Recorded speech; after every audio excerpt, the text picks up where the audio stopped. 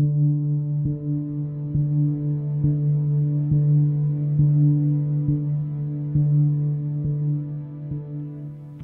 name is Julie McKinney, and I am a psychiatric mental health nurse practitioner.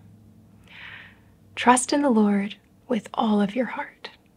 Lean not on your own understanding. In all of your ways, acknowledge him, and he will direct your paths.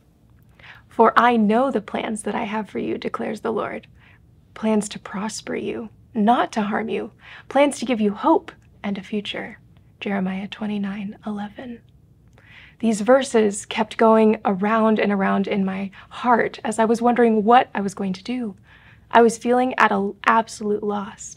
My husband and I had just recently moved to another state where we didn't know anyone, and I was a graduate student at the time and had a time crunch to get started with my clinical hours for completing my psychiatric mental health nurse degree. I was in charge of finding my own clinical sites, as how that program worked, and had been asking God what I was going to do. I'm in a place I don't know anybody. We had felt so strongly that God had asked us to move, and we had followed his leading. However, all of my plans, my carefully laid plans, were not going to work out. I had 500 hours of specifically related mental health clinicals, and I was coming up on a deadline that if I didn't complete them, I would not graduate within the time frame that I had planned. As it turned out, I had the opportunity to attend an Amen conference and was immediately blessed. My soul began to be restored.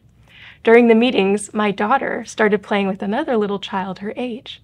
As it turns out, the father of that little child she was playing with was the office manager of a clinic that combined lifestyle medicine and psychiatric medicine, which was exactly what I'd been dreaming of doing.